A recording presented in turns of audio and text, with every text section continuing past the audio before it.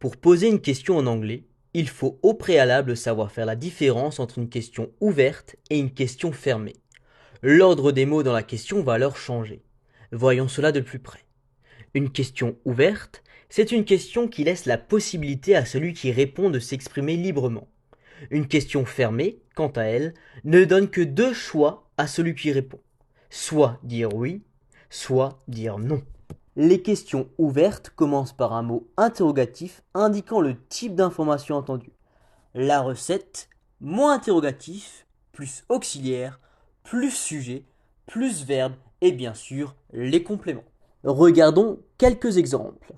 What do you do for a living? Que fais-tu dans la vie? When did he buy this expensive watch? Et là, le do se transforme en did. Pourquoi?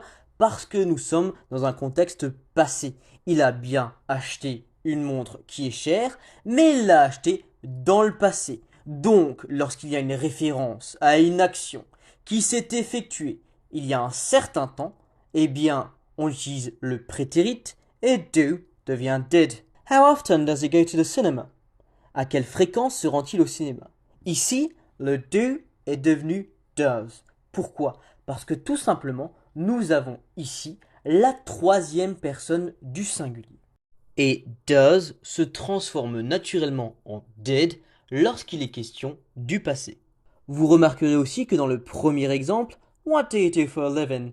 Do est à la fois auxiliaire et verbe. Le premier do sert d'auxiliaire et le deuxième do est tout simplement le verbe faire. Voici maintenant la recette des questions fermées. Il nous faut un auxiliaire, un sujet et un verbe. Lorsqu'on parle de verbe, c'est bien entendu la base verbale. La base verbale, c'est quoi?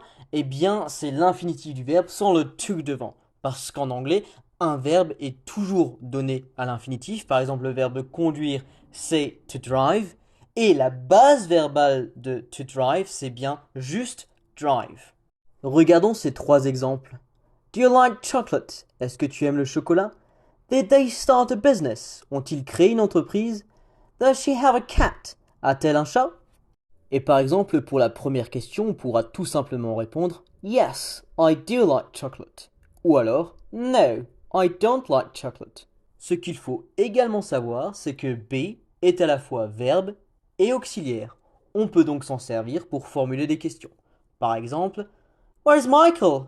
Is at school. Où est Michael? Il est à l'école. Are you a basketball fan? Yes, I am. Es-tu fan de basket? Oui, je le suis. Retenez aussi que quand le mot interrogatif est sujet de la question, il n'y a pas d'auxiliaire. Par exemple, Who launched the business? Rosie did. Qui a lancé l'entreprise? C'est Rosie. Which book inspired her? The Freedom Writer's Diary did. Quel livre l'a inspiré? C'est le journal des écrivains de la liberté.